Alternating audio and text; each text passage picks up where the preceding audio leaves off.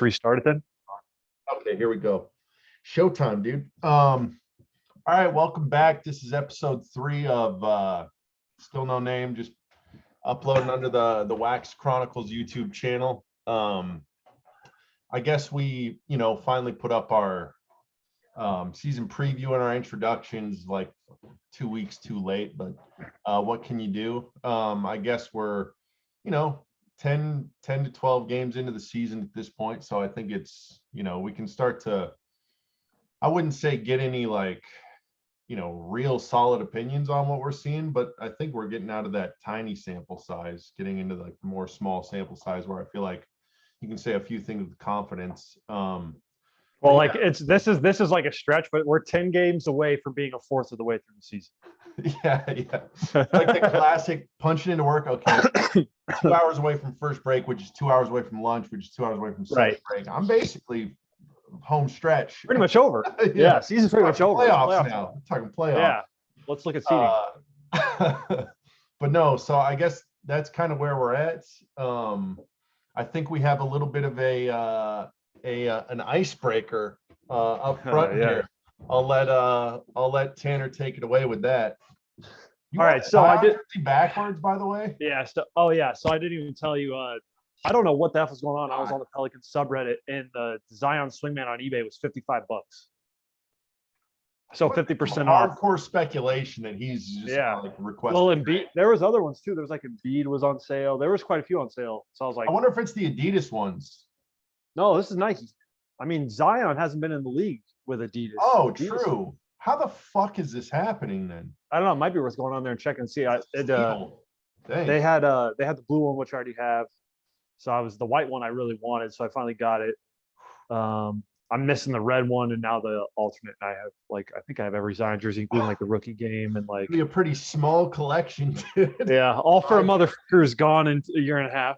Oh, but I don't care. I love him. I love him now. Yeah. I wouldn't want to be on the Pelicans either, so I can't blame him. I would gain as much weight as possible, not have to play a god game for that sorry team. I think it's nice we can now really understand David Griffin for his great basketball mind and everything that he the snake oil salesman that he is. Yeah.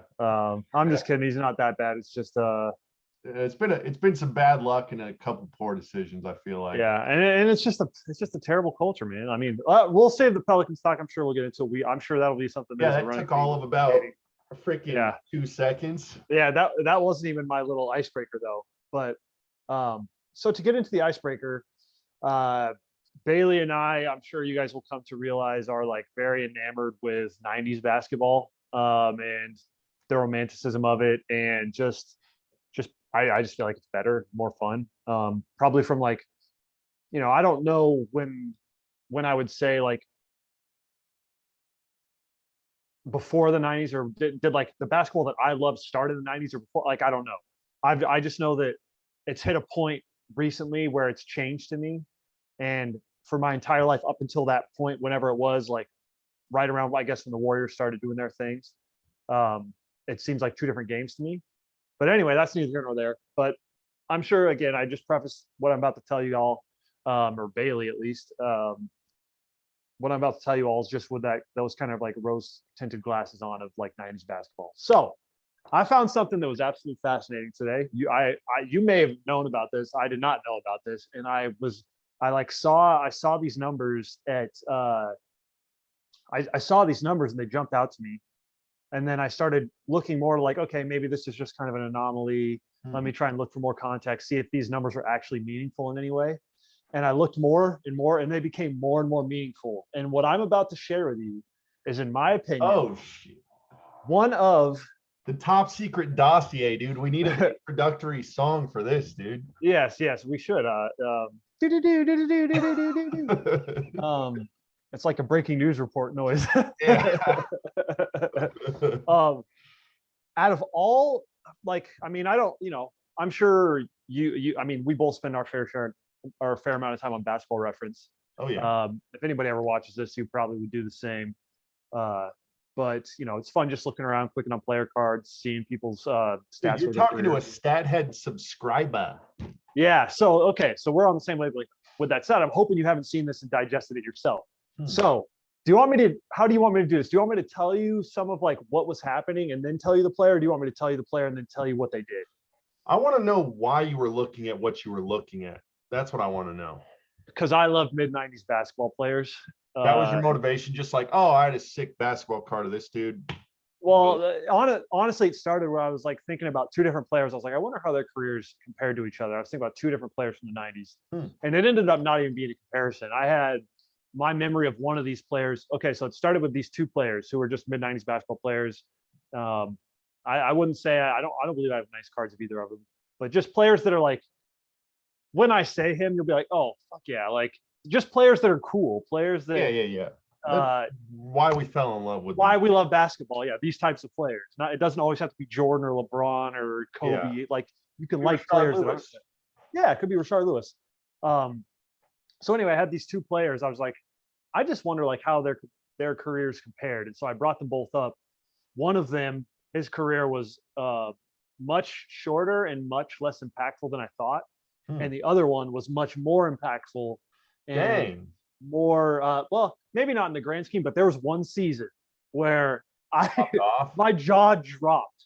I was like, and I was looking at it, I was like, this cannot be true. This is the coolest thing ever because it's a player I like, but I'm not like obsessed with, but like now I am. And I literally went on eBay and bought an autograph card today just because like I did this thing. AK, you're gonna have to post a follow-up vid, dude. Yes, I would be happy to do that. Anyway, so we have two players. I didn't look into the second player. The second player, I will tell you now, ended up being Tyus Edme.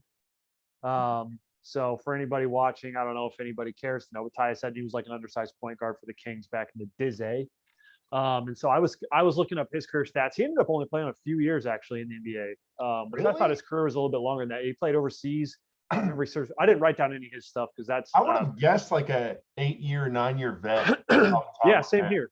Same here. So like that's part of the reason like I came across, I was looking at his basketball reference page and it was like, and just to provide more information to anybody, like, you know, if nothing else, like this can be a podcast for you and I's learning, or anybody who watches it, like certainly. They can hopefully learn something. Cause I definitely learned so much today, but Tyus Edme, I think he was out of the league for a couple of years. He like played a couple, was overseas for a couple, then he came back for one more. And that was pretty much it. So, but that surprised me because I thought he had a longer career that was a little bit more substantial. My memory of him was like as legit like a young like role player, and then just like yeah. So obviously we didn't know the story because like we didn't know how his career played out, but it's like, huh. Now that I think about it, it's like, oh, I was probably too young to really watch him, and I probably had a disproportionate amount of basketball cards, if anything. Maybe we just had the Tyus Edme mojo, dude. Yeah, I don't know, and like. I can't remember if he's on NBA Hang Time. He might be on Hang Time on the Kings. But anyway, I was comparing him with another player, and I've been excited to tell you about this all day because this is crazy stuff, dude. This is some of the coolest basketball knowledge I've ever unearthed for myself. So anyway, do you want me to go into like what happened, or do you want me to tell you who it is and then go into it? Tell me what happened and then the player. I want to see how long it takes me to put it together. I don't think you'll get it, dude. I would have never gotten this in a million years. Maybe you'll get it because there's a single game within the season that was completely crazy. Okay, anyway, 94-95 season. I'm not going to tell you the team he played for. He was an all-star. And I want you to really focus and think about the numbers that I'm about to tell you because they are like, I don't want you to just be like trying to guess. I want you to think in the terms of like mid-90s basketball, how substantial what I'm about to tell you is. Played all 82 games, played 41 minutes per game, shot 490 on 14 field goal attempts per game. So shot just about 500 on 14 field goal attempts per game. Shot 464 on 5.2 3-point attempts per game. Okay. So right now his shooting splits are 49-46 on five. Think about this, mid-90s, he's shooting 5.2 3-point attempts per game. Yeah. That's a large number of threes. No. Those guys were like the greatest shoot. Like you could look at the greatest shooters of the era, and that would be close to what they were shooting, like on attempts. Yeah. So 5 per game. Shooting 899 from the line. So I'm comfortable calling that basically 50-50. That's like 50-50-90 almost. Yeah, and to do it in have you seen they have that stat? What is it like? The like true shooting attempts added or something, or there's some true shooting metric out there that I think is pace adjusted, or there's like a comparison to league average true shooting. I did not look into I that. bet I'll have this to look into mother that. was. I bet his gap between league, because like inherently it was like a less efficient era of basketball, but like the gap between him and what league average was is probably massive. Yeah, and I'll provide some context too. So shot 49, 46 on volume, and 90 from the line on 41 minutes per game. Played every single game. Averaged 7.5 assists per game and 1.8 steals per game. So pretty solid, and 20 points per game. The points per game average was above 20. So he's averaging 27 and a half and 2 steals on 50, 45, 9. Sounds in the like mid-90s. Right, and he's a point guard. Point guard on a 24 and 58 team. Sounds like the GOAT. Anyway, all right. My information becomes a little disjointed here, but I'm going to keep going. I'm going to try my best. True shooting percentage was 631 that year, which is 38 points below Steph in his unanimous MVP year. Only 38 points below Steph in his unanimous, which I hope I took that down right. Steph was 669 in 2015, 2016. Yeah, that sounds. This particular player was 631 in this year, 94, 95. Meanwhile, keep in mind, on a terrible team, 41 minutes per game, 82 games, he's the only player on that team. That's he's crazy. the gameplay can be geared to him every single night. What year was this? 94, 95. So the year Jordan came back. Okay. And the Rockets won the title. Oh, was that? Never mind. Go ahead. The second option on his team, I'll tell you his name later, was a third-year player. And I'll just save that point for later because I didn't take much information about the second option, but I'll say the name and you'll be like, wow, that was his second option. I guarantee all the focus was on the point guard that I'm talking about. Yeah. What else we got here? He was, excuse me, third in the league in free throw percentage that year. So that 899 ended up being third in the league. One-time All-Star? I believe so, yes. His free throw percentage, third in the league. Again, he's averaging 20 points a game, so that's a pretty big deal. He was this is where it gets crazy or crazier.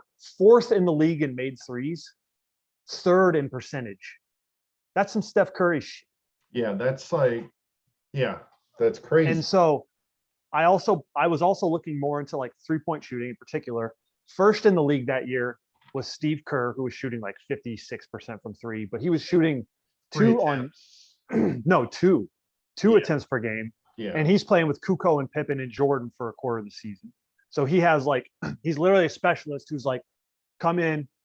I have like all this open space I'm here to just space. His only job some of the greatest players. Yeah. Second in the league. Yeah, you're not the focus of the defense. Yeah, exactly. Not by any means. Second in the league in 3-point percentage that year was Detlef Shrimp on 2 attempts per game. He's playing with Gary Payton and Sean Kemp in the prime Sonics years. And so he's also not like a primary option. Whereas the player that I'm describing you is the primary. He's not somebody who averages 8 points a game. He's not. It makes you wonder how many of his were like those unassisted off the dribble ones, those are a much higher degree of difficulty shot in most cases. Yeah. So keep those things in mind. So we have Detlef Shrimp, Steve Kerr, both role players to a certain extent. Although I think Detlef Shrimp might have won the 6th man of the year this year. Regardless, he was only shooting 2 per game and had a great supporting cast because those Sonics teams were legit. Yeah. So all that happened. And then finally, this year on March 14th against Houston, who would end up winning the title in 95, he went 21 for 26, 21 for 26 against the eventual champions, 6 for 8 from 3, 2 for 2 from the line, scored 50 points, had 8 assists, 6 rebounds, 2 steals, and 4 turnovers. God damn it. Is this somebody that we've talked about before in this other context? No, I don't think so. I don't think so at all. That's why this stuff shook me up so much, because holy fuck, this is unbelievable. Yeah. literally all-star, like should be all NBA. How many other years did he have over like 10 points a game? Do you know? Maybe a couple. Couple. Huh. I'm not sure, man. Like because like my thought process was like, Dropped 50 on the champs, dude. Dropped 50 on the champs on 21 of 26. And he's a point guard. yeah. When you were first talking about it, I had the years incorrect. I was thinking like early 90s, and I was like, I felt like Mark Price was like an MVP or not like an all-star more than once. And it seemed too like, I don't know if he ever reached those pinnacles of like averaging 20 plus. I think he was more legit for longer. He didn't seem like a flash quite like the player you're describing. And then I think Mark Price has got multiple all-stars, doesn't he? I would think so. I mean, he was like a legit one of the best point guards in the league for a couple of years. Right. So, and then when you're talking about like, I was like, well, did he stick around after Doherty had already like career gotten derailed to injury? But it's just the timeline doesn't match up. Plus, I think he was a more impactful player for a longer period of time than the guy you're describing. The other one that I was thinking of was like Tony Delk. But that's a solid guess. But like, because he did. The reason I would guess that is because I know he's had a 50-point game. Exact. That was, and I was like, maybe there is just this like point guard that was like a real flash in the pan that is just totally in my blind spot. Like maybe I did look at the back of these basketball cards for so long and like a crazy outlier year. Maybe I just never saw it. Now I really want to effing know who though. And so I will say, shoot, what I forgot what I was going to say. No. Is it Dana Barros? Yeah, it's Dana Barros. Let's go, dude. Should have known that sooner. Fuck. Isn't that what I was gonna say was he led the league in 3-point percentage another year, shot like 480. Dang. I'm like, this motherfucker's crazy. Yeah, I'm gonna get him pulled up. He was crazy, dude. Dude, okay, the second option on the team was Clarence Weatherspoon. And so like Dana Barros is literally taking everything all night, every night. Oh and my. Another crazy part of it too was I was watching footage. He wore number 3 and it was the Sixers. He wore number 3 and he had the same haircut as AI when he came. So he literally looked like. He looks like AI. Proto AI stroking. He is. Though. He is. He's like better AI. Oh, and he was tiny too. Yeah, he's like listed at 5'11". It seems like he's more like 5'9", and he's just like wiry strong. But I was watching him get 50 to the Rockets, and I was just like, he looks like AI out there, dude. I envisioned him as like a stringy, like 5'10", 5'9" in my head. Yeah, I mean, he looks like he's got muscle though, but he's definitely small. And like the fact that I just can't believe he had that season. That's like, I pulled his that season up on my second monitor here. One thing that always jumps out, like, and I hate to just turn it into an ad for Basketball Reference, but it's like when you're scrolling down and you see like their year-by-year win shares, I don't know if I've ever seen a player with as much of a discrepancy as his, where it's like he has this 1 year of 12.7 win shares, which like in NBA, advanced metrics, I mean, like that's a huge chunk of win shares. Like when you're talking 10 plus, that's like for a team that wins 24. Yeah, you're talking like usually 10 plus win shares is like an all NBA type player. And then his like next closest is like 5 and some change. Like, I don't know if I've ever seen somebody I'd be interested to know that. What's the discrepancy between this person's peak year and their next closest year? According to that would be tough to find, but like that'd be something if I had like access to every player's career stats. That'd be like, yeah, what player has the biggest disparity between their peak win share season and their second best win share season? Yeah, I would seriously consider nominating one fucking Dana Barros. Nice find, dude.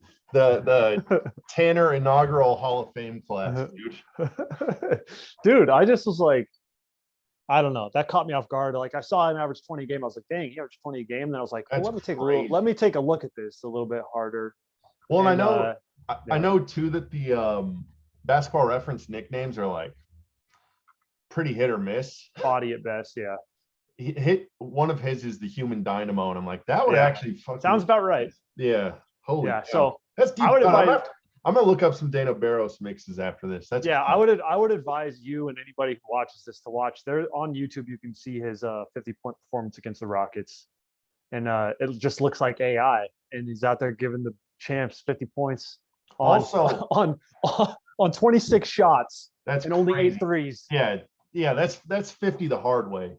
Yeah, 50 the old school way, 50 the Yeah, right way. like that's another thing is like the most field goals made with the fewest points. That's my kind of score. I want 20 for 36 with 41 points. Yeah, I want 1 point per possession. Yeah, Or yeah, 1 point per field goal attempt. yeah, yeah. So, well, shoot, I did want to shout out to one listener viewer, J-Man. He was in J-Man. the comments. I asked for it. I said, I forget what the question I posed out to the Who's hotter, AG or yeah, Blake yeah, Griffin? it was the AG Blake Griffin, and of course, the viewers came through. Shouts out to It's, the big well, Kesbowski. I thought I had a loyal listener in Curtis Kaufman, but I guess I Hey, can't man. trust him anymore. Hey, what can you do, dude? What the heck, dude? This Can't was supposed trust to a be guy like 2v2. that. It's a handicap match now. Yeah, we'll have to settle this on the blacktop, dude. By the blacktop, I mean the gravel pit that we used to play hoops in. All right, so I guess I didn't realize we could. Now that we spent 12 minutes talking about Dana Barros, right, I didn't realize that was possible, but it is. So, I guess we're at the point where I don't know. What do you want to talk about with the 21-22 NBA season so far? Any things jump out at you? Players, teams? tell me what you think about the Cavs. They're 7-4 right now, and I obviously like okay, here we go. We're getting to some news. We'll be a up-to-date basketball You're podcast. responsible about it. Yes, Colin Sexton tore his meniscus today, or I shouldn't say tore today, but it was the information came out that his meniscus was torn, and it will take him some time. I don't believe a time frame has been set on when he'll be back, but I'm assuming it'll be weeks to months. Yeah. And so What is the meniscus? with that, like 6 to 8 weeks? unless you're a freak like Russ or something, it takes you a week or two. I'm just kidding, but I just was going to see what you thought about that because, I know when we talked about the Cavs during our they were both season preview. Pretty low. Yeah, we were both pretty low on the Cavs, and now all of a sudden, obviously it's early in the season, but they're 7-4, I believe, at the time of this recording. Rubio just had like a career game the other night. He scored 37 points, had 10 assists, I believe, off the bench. I hate to cut you off, but the fact that we've gone this long without talking about who looks like the can't miss prospect, and I hate, 10 games into a season, but the stuff that Evan Mobley's shown has just been pretty incredible. Like there's been some pretty big men that have, highly recruited, highly touted prospects, Anthony Davis's, the Karl Anthony Townses, and there was really not much of that level of hype around Evan Mobley, but like, how can you look at this guy 10 games in and not think like, what the F? Because he does everything well. Like, I mean, I've only seen like, and I hate to say this, a bunch of highlights and probably 3/4 of Cavs basketball this year, but it's just like, between the little bit I've seen of him with the eye test and obviously the box score and their record, it's, he's incredible, man. They really lucked into something there with him. Unfortunate with the Colin Sexton. I'm a Sexton believer with that injury, but man,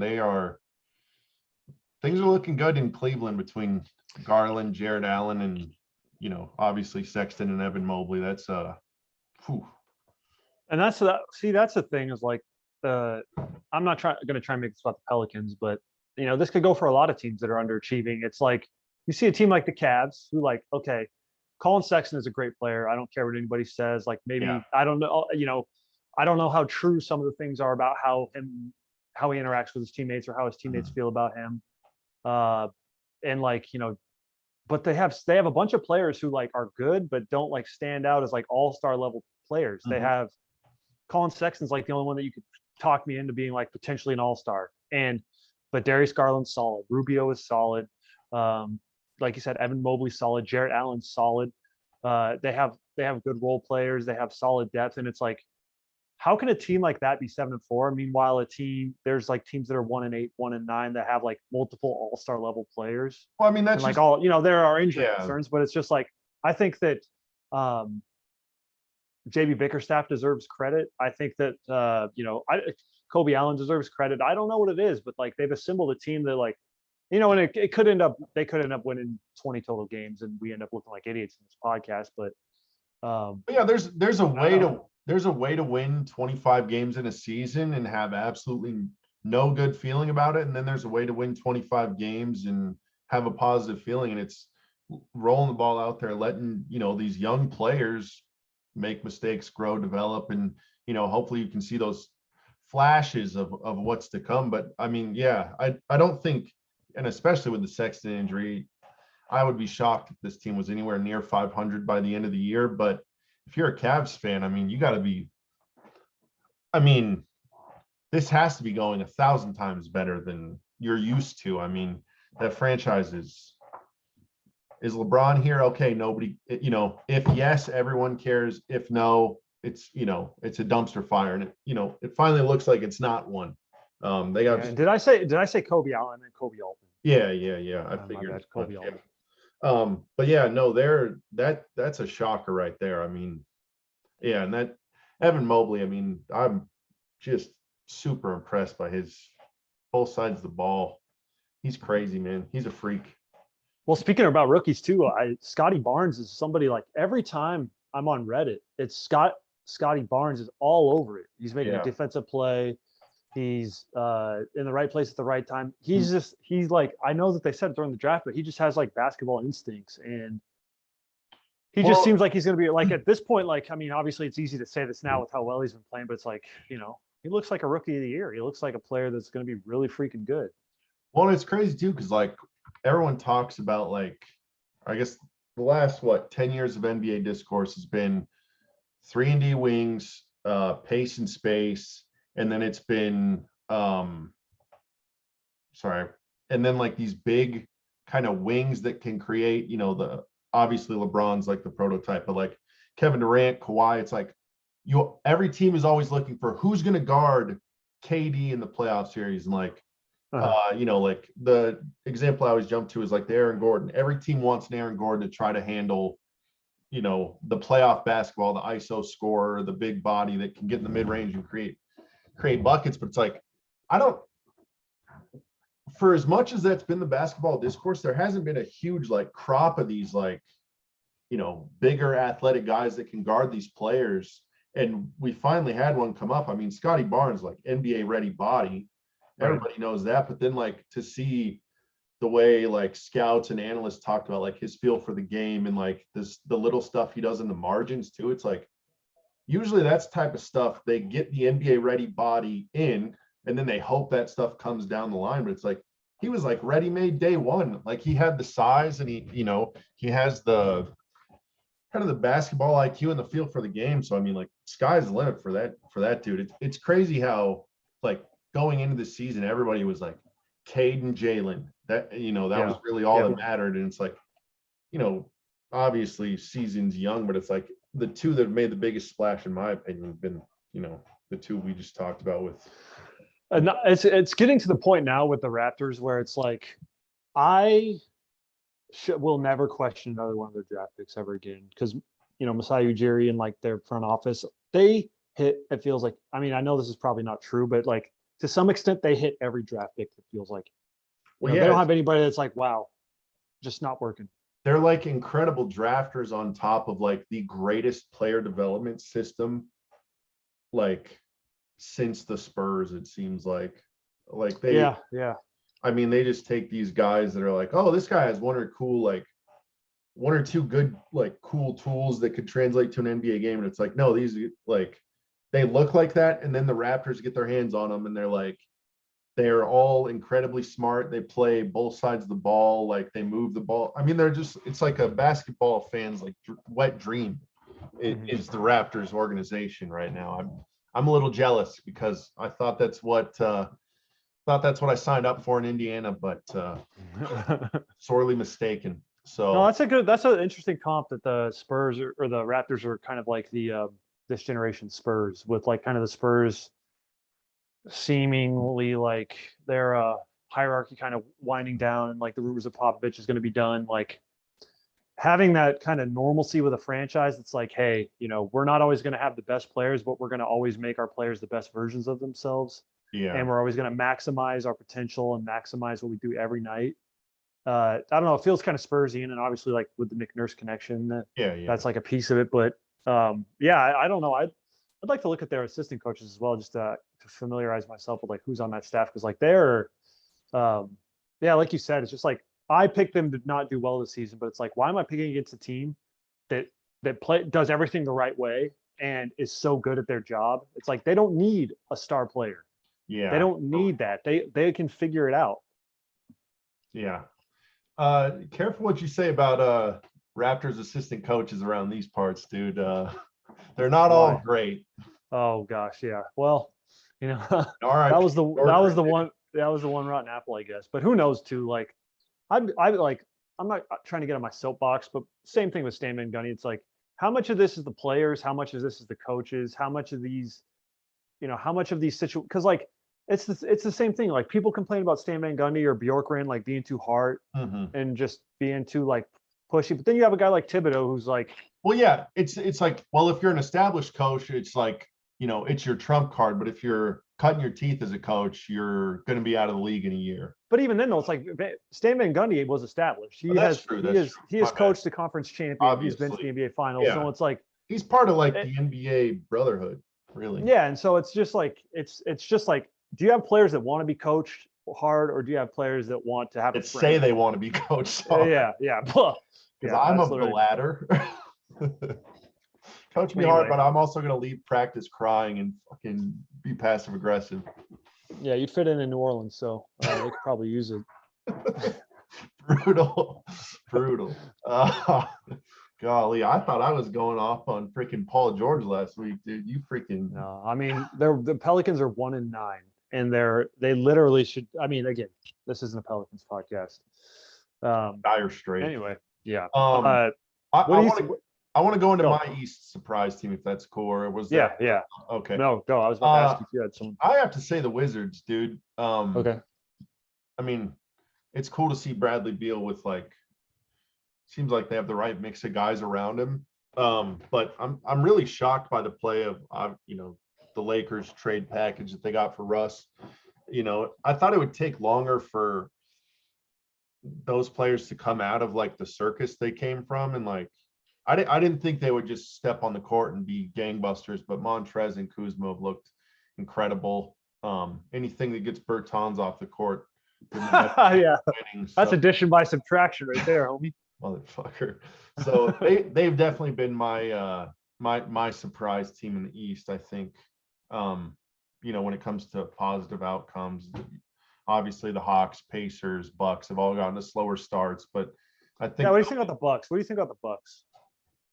I don't care at all. I mean, I'm not they've transcended like judging them based on regular season results. Yeah, it almost feels like, like people. I know that, the comparison isn't very straightforward, or like even it's lazy, but the Giannis LeBron comparison. But I almost feel like it's gotten to that point too. It's like, it doesn't matter if the Bucks come in as the 1 seed or the 8 seed. It'll like the playoffs will be a completely different season. Yeah. If Giannis is healthy, I'm a believer that any team he plays on until, the next stage of his career where he's not this type of player, I think they'll be, competitive in any playoff series, regardless of like a Warriors-esque dynasty ascending again. Again, that would take a crazy set of circumstances. So I put if we're 65 games in and they've been healthy most of the year and they're still around 500, I probably won't pick them to make a deep playoff run, but it's still Giannis. They're still the champs. I think it's much ado about nothing this early, but we'll wait and see on them. I think they've earned the benefit of the doubt. Yeah, I think so. I hear you. I hear you. What else? Do you want to move over to the Western Conference, or was there anything else in the conference that jumped out to you? No, let's move to the West. Yeah. I mean, let's just talk about the elephant in the room here. And it's not the Pelicans. The Lakers? They're the Lakers. Spare me, dude. I don't want to do this. No, I mean, already, I mean, I think I lump them in the same category as the Bucks. I'm not worried. You're not? I'm really not. I'm actually worried about the Lakers, dude. They can't keep a 20-point lead to the Oklahoma City Thunder. Yeah. I mean, those are obviously these are terrible losses. That's inexcusable. And to me, that one, like, I hate to be the guy that goes after coaches. I think if Russell Westbrook is on a court against that Thunder team, that should never be a loss. But I guess I don't even want to blame Vogel. I just want to know how the fuck does this happen? How do you let that happen? But how? Yeah, I mean, they have their injuries. They're an old team. It's a clunky fit. They're all new. I mean, I don't even like if we're gonna highlight one game, sure, like plenty of cause for concern. But they're 5-5 and they're getting their feet under them. I'm not too concerned about them, but their losses are so bad. Yeah, I mean, they're losing to the worst teams in the league. And then they get absolutely slaughtered by the Blazers. Yeah. And now there's the rumors that LeBron could be out like 6 to 8. What? Yeah, 2 months. Strain. That's bad, and it sucks because like you and I are the number one LeBron supporters, and it's like the injuries are starting to add up. They are, and it sucks because obviously like when we get to the playoffs, if he's healthy, I don't care about anything that happened during the regular season with him. I know that he'll be the best player in the league, but looking long term, this is hurting. Like I still feel like he's pretty safe for like the all-time scoring title, but it's like these chunks of 20 games are going to like really affect this. That could, you talk about 20 games at 20 points per game. That's 400 points. Well, yeah, and he's got I mean, obviously you hope the injury 25 points per game, 500 points. Yeah, isn't long term, but yeah, and then like I mean, we haven't even seen none like suit up. I feel like did Ariza suit up in the first game or two? Do you know? I mean, forget. They're old, they're injured, they're clunky. To me, I'm like, let's kick the can down the road 10 games. I'll reevaluate it then. It's too small size for me. I don't know. LeBron's still going to be playing in 10 games, and they're still on. Yeah, but that might be a blessing in disguise because they might be able to work some stuff out in his absence. I will say that's been one like a fatal flaw of every LeBron team is like he's there every night. He wants to win every night, and he plays incredible every night. So then when LeBron has to miss a couple games, his back's feeling wonky that first season in Cleveland when he had to go down to Miami. Yeah. It's like the freaking wheels fell off. Right. So maybe like him being forced into missing some time, let Russ and AD and the role players get some chemistry. And, I'd rather have, obviously I don't like the situation they're in, but I'd rather have LeBron coming into a situation where Russ is comfortable than vice versa. Because if you have Russ coming into a situation, that's a good point. That's a good point. I mean, that can be really bad, and it might take him a long time to adjust. So, I guess I'm taking the silver lining perspective on the Lakers, but I'm not too worried. Obviously, you want to see them not drop 2 to the fucking Thunder. Yeah, am I mistaken? Were those both 20+ point leads? I know one of them was. I think they both were. How? Yeah. That's awful. That's the thing that blows me away. It's like Frank Vogel coaching a vet team, and they're just gonna let games like that slip away. I'm like, that spooks me a little bit. Yeah, I mean, it's not great. Team like that should never be 5-5. But I don't know. I believe in them. Yeah. But at the end of the day, like you said, if they end up going 44-38 or whatever, and they're in the playoffs, like good luck to the second seed. Well, yeah. I almost feel like, and maybe it's just because I'm more aware of it, and maybe the injuries are ramping up. I don't know, but it seems more and more like whoever can just be the healthiest and the hottest team for 2 months early in the summer, that's what an NBA champion is. It's not necessarily the best team for, a full season. Yeah, that's true. At least, sometimes that's how it ends up, but sometimes it doesn't. So, but it sucks because I feel like there's a certain level of a foundation that's laid in the regular season that you can't achieve that heat or that like getting hot and playing everything kind of coming into form during playoff time. You can't have that without that foundation being laid in the regular season. True. And that's like what continues to happen to LeBron-led teams is like he'll like literally carry the team. He'll put the team in a bag and carry it on his back to the regular season, but they haven't established like a chemistry or what do we do when LeBron's off So the then they have to floor do or that any of that stuff on the fly, and it kind of worked in the out in the playoffs. bubble because Yeah. everybody had to, in a sense. Yeah. But yeah, they definitely got to figure some stuff out. There's no doubt about that. But Yeah, I mean, but looking at the Western Conference play or the Western Conference right now, you know, yeah, who scares you? yeah, the Mavs are 6-3 and they're the 3 seed. So it's like the Lakers are a game and a half back of that. And it's like, again, it's 10 games into the season, but it's like, I don't know. There's just been some like, I feel like the things that have happened now can be those things that we look back in like March or April and be like, well, there's no wonder they have 38 wins. They were blowing fucking games to the Thunder when they had 20-point lead and LeBron hasn't been healthy. Or it could be the exact opposite where it's like, LeBron comes back healthy. They reel off like 13 in a row at some point, like in the doldrums of the season. And like, well, yeah, I don't know. It's hard to tell. Exactly. Like you said, I mean, there's a definite world where we wake up in 6 weeks, the Lakers are sub 500 and it is DEFCON 1. I have a question for you. What do you think the odds are that Russell Westbrook is traded before the trade deadline? I don't think but I mean, I think they might try and get off him, but I don't think they can move off him. Where can you send him? I don't have one off the top of my head, but if you like, we've seen in the past that where there's a will, we there's keep a way. saying like that John Wall's contract, untradeable, aka traded every year. Yeah, exactly. So, what if you had to place a bet today? If you had to put your life's fortune on Russell Westbrook being a Laker past the trade deadline or not, what would you put it on? I would say yes. Yeah, I would. What about you? Yeah, probably just because it's like, you can easily justify it by saying they haven't had any time together. We need to like give them time to figure it out. And it's like by the time the trade deadline gets close, I still feel like LeBron will have missed a fair share of time. I'm sure Russell will probably, who knows if he'll miss any games, but I don't know. Like they haven't had their full complement of players, and that's always that's like the curse of the Pelicans. It's like, we don't want to rock the boat too much because we haven't seen this team together for more than a handful of games, and it's like, well, you're waiting on the 31st of February because and you're preaching to the choir. I mean, I forget that, what was it, the ESPN top 100 players? Pacers were one of 2 teams that had 5 in the top 50, and it's like, no, they don't, because those 5 players have like never shared the court, so they actually don't have 5 top 50 players. Cool contracts to put together, but if the players are never on the court at the same time, what the fuck are we doing? Who is it that said like the greatest ability is availability? Oh my, yeah, that is. Who said that? Is that like a Herm Edwards? I don't know. It's probably probably like a freaking old like Lombardi quote or something. I could have sworn it was Herm Edwards.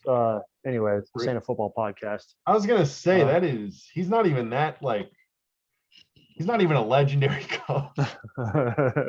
He's like pretty average, right? Are you looking at, is that what it is? Yeah. Well, no, I'm looking it up, but is it Herm Edwards? I'll have to do more research. Okay, yeah. We shouldn't bog it down too much with quoting Herm Edwards out here. Yeah. But no, I mean, I guess Lakers aside, what else jumps out at you in the West? Lakers and Pelicans aside, because we've already kind of covered some ground there, I guess.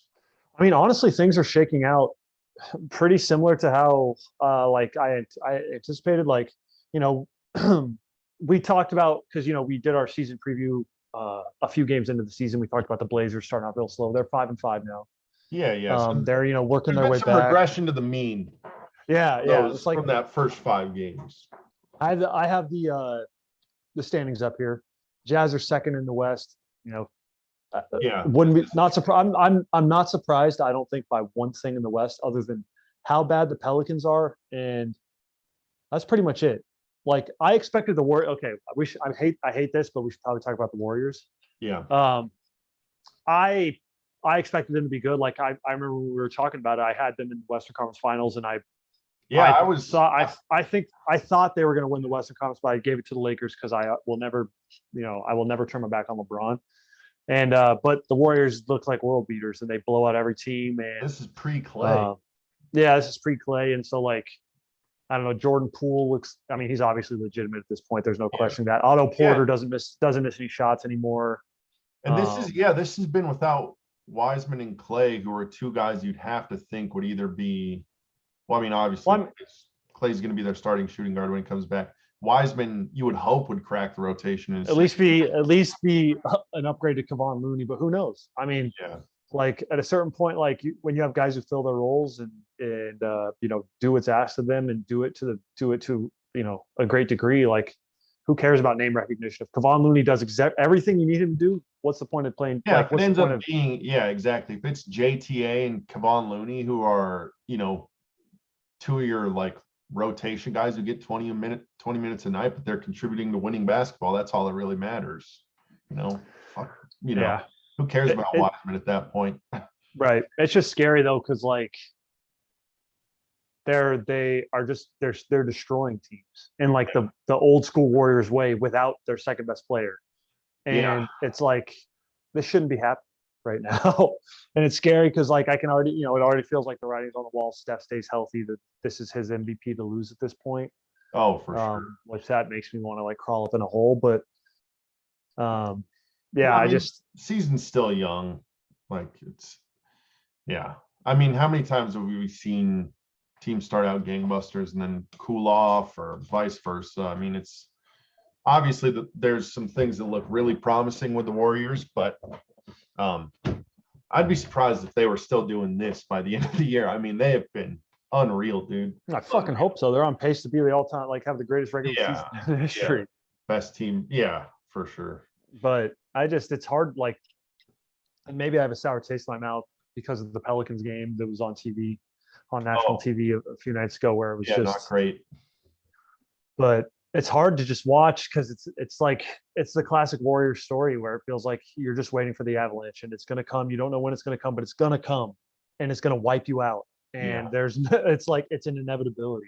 It's so hard to watch. I forgot about that fear of like, because there was a time in the NBA where 8 or 9 points was, that was a lot of points to come back from. And then, when the Warriors came onto the scene like that, it was like literally no lead is safe. I mean, there's games where they were down 20, 30 points. And part of this is part of it's Pelicans, but like I watch a Pelicans game and like they'll be like, it happens every time.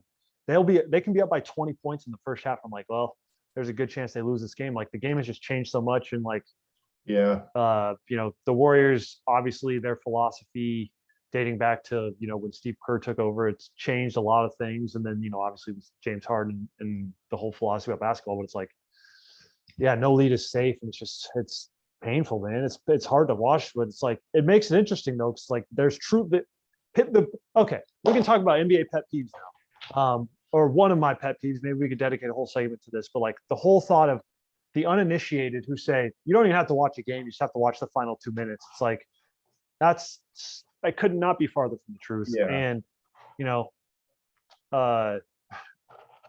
actually, maybe not. Maybe it's more truth than ever. It's like a team can form a 20-point lead, but it's like, it doesn't matter. But then you miss the whole story that gets there. Right, right. I just am trying to like think from their perspective, but at the same time, it's like the games, there is so much, like, I'm sure if you were to look at like the ESPN win probability, which is a bunch of BS to start with, but it's just like, like the chances of who's going to win changes so much throughout the game. It's like such a, it's such a every game's like a roller coaster. Yeah. Every game's a roller coaster. Every game is just this huge, it's a larger battle with all these, or it's larger war with all these smaller battles going on within it. It's like, win this possession, win this 4-minute stretch, win this quarter. And it all like builds up to, making the broader game. But I don't know. It's just kind of, I know I'm getting way off topic here, but it's just interesting. Like, the game's changed so much. It's like, you can literally be up by 15 with 6 minutes left. And it's like, all it takes is 2 threes and a couple stops. And it's like, okay, this is stuff that used to be garbage time where they would legitimately like pull the starters. I mean, you still have your starters out there playing hard. It's like, I mean, it's just crazy to me. Like, I mean, 12 points with 4 minutes left. Doesn't feel safe at all. No game is that safe. Yeah. Like at 12 points with 1 minute, I'll feel all right. But like 12 points with 3 minutes, dude, literally playing the Warriors, that's 2 shots. And it's like, okay, you're down to a 2-possession game. Yeah. And then then you talk about being at the Oracle and it's like, okay, then you have the crowd going, and it's like, what the fuck do you do? Yeah, it's no, I definitely get those vibes too. It feels like, I don't know, Warriors death lineup all over again. And it's not. Well, it is, dude, and it's Yeah. like, it's. I mean, it's basically the same thing. Like they'll have Iguodala. Obviously, he's a lot older. Mhm. Steph Curry, who's like still in his prime. Klay Thompson. We've yet to see what he's going to look like. Uh, then you'll have Draymond Green, obviously, and then I guess Wiggins replaces Harrison Barnes, or Yeah, uh, yeah. and you could argue Wiggins. Yeah, that's 'Cause, yeah, I an mean, interesting argument. Who's more effective with the Warriors, or who's a more effective piece of a death lineup, Harrison Barnes or 'cause, yeah, their rotation right now is Andrew Wiggins? Steph, Jordan Poole, Wiggins, Otto Porter, Draymond, Kevon Looney, Bielitsa, JTA maybe, and then Nemanja. yeah, Gary that's it. Payton was Oh getting yeah, that Gary stupid Payton replacement. Jr. and Iguodala. I mean, Yeah. and then to have 3 either lottery picks or Yeah, right. between Wiseman, Moses Kuminga and Moody. and Jonathan Kuminga. I mean, that is, and they have tradable salaries. I mean, that's the thing about this franchise. It's like the second, They're literally light years ahead of the rest of the it's like, no, you got a one-time cap NBA. off that should have never happened. That should have been smooth. Yeah. Oh, light years ahead. Fuck you. Yeah. Sorry, biases are coming through. I'm so sorry. Yeah. How far were you ahead if the second best player in the league decided not to sign? Yeah. So Well, I guess they were still the greatest team of all time. So right, what the fuck? 73-9. Yeah, what the fuck, man? That's crazy. It's crazy how far back that feels now. Yeah, it's like a different lifetime almost, but I feel like one that I'm thankful for. I feel like I always get this backwards, but I feel like the NBA ages in like reverse dog, or no, they age in dog years, right? Explain. So like 1 year feels like 7 in the NBA. It's just like shit moves so fast. Yeah. Where like the Warriors dynasty felt insurmountable. Then they added Kevin Durant, and then it all went to shit. They collapsed.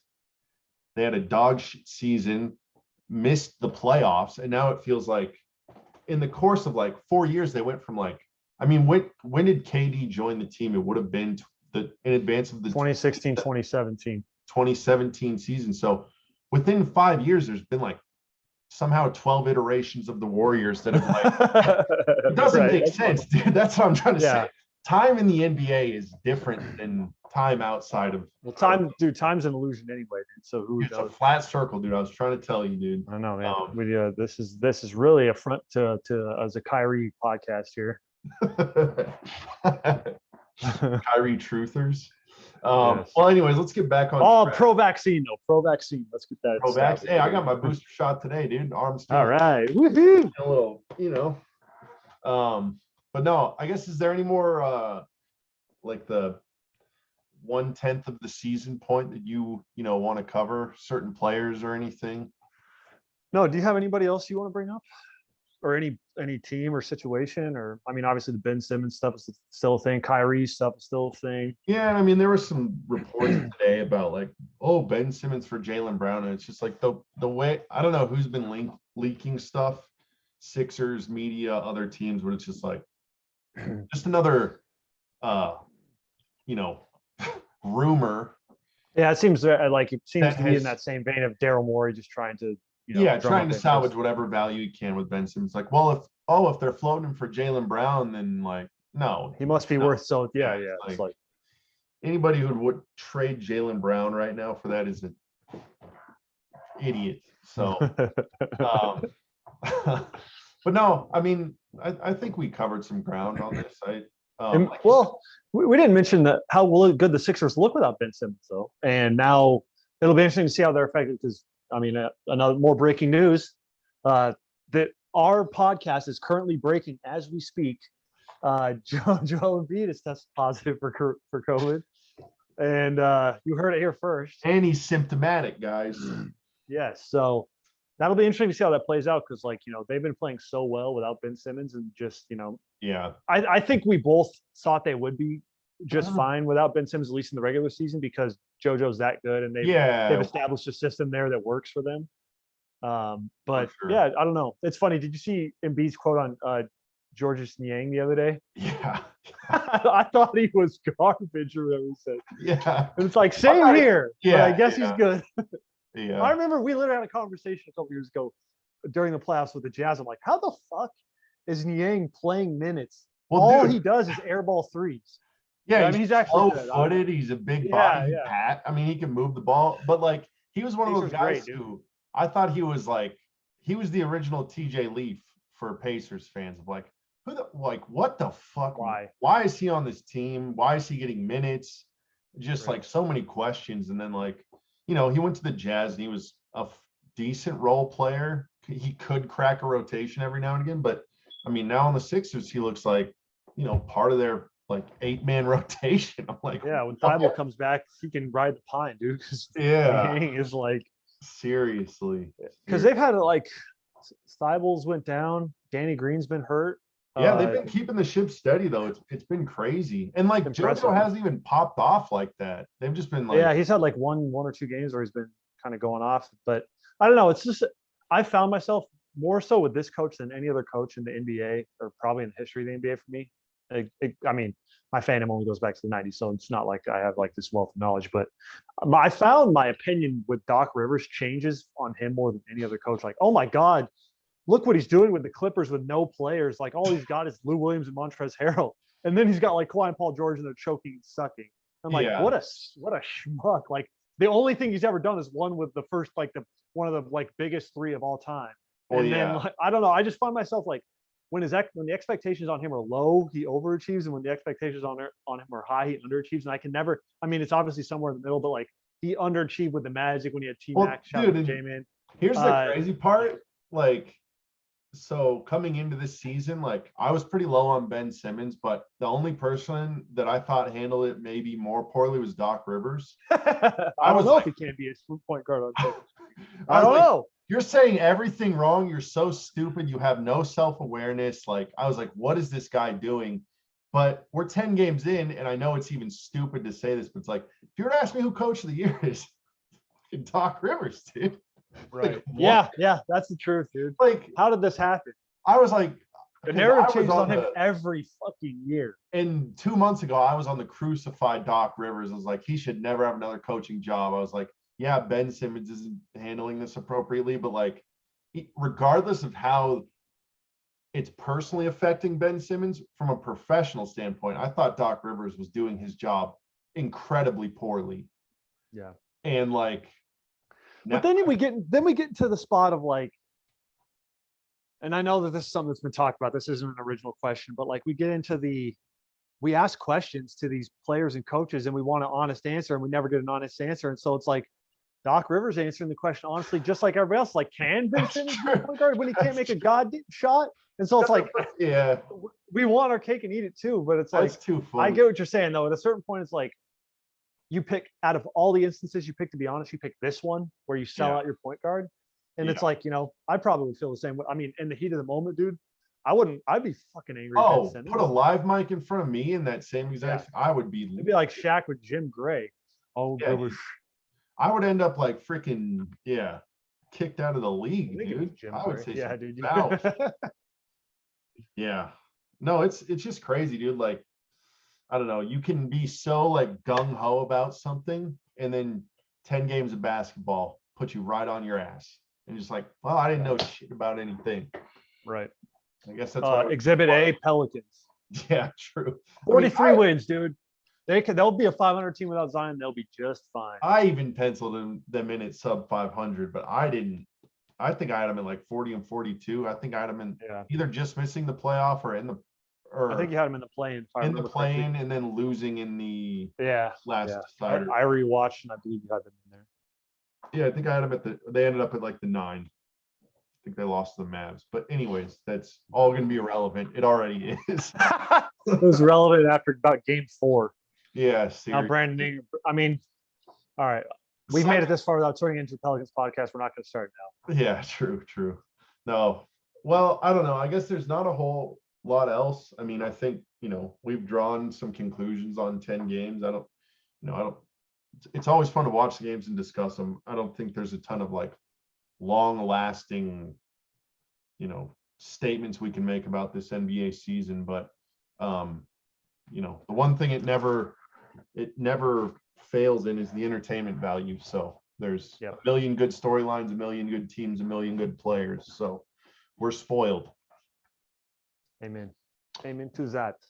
All right, I guess we'll sign off there, and we're going to try to record at least one a week. I'll try to be more regular with the uploads, and as this thing goes on, we'll try to improve quality and add more structure and things, but always fun to chat hoops. So we're working it out here. Give us a God break. No one's yelling at you, dude. Take it easy, dude. You see, I'm in a new location. I moved to DC with me, dude. I had to put them up here. I'm just glad to see it above a fucking light switch, because no poster should ever be hung below a light switch, you freak. Yeah, so I thought I'd bring with me, dude. I'll if I ever have to do this podcast on the road, I'll bring this with me, dude. You know what we could do is a Christmas spectacular with person with maybe C Muscle and J Man. Well, Kurt will be gone. Oh crap, they'll be in Cali probably. These coastal elites, dude. Yeah, they make me sick. Disgusting. If J-Man's around, though, yeah, we could do that. Either way, though, this thing's moral story is DC's coming with, dude. I have one ask. I'm glad you moved it above light switch. Please tack the corners so it's not freaking. I can't make any promises there. Just so it lays flat, dude. The OCD. I can't make any promises there. Please, dude. Hurrah, hurrah. All right. Well, we'll quit wasting. This is probably gonna get cut anyway, so whatever. Nope, nothing, dude. You lied to me about the post with Madison barging in. Ain't getting rid of a dog. All right, dude. We cut nothing in post. We'll do it live.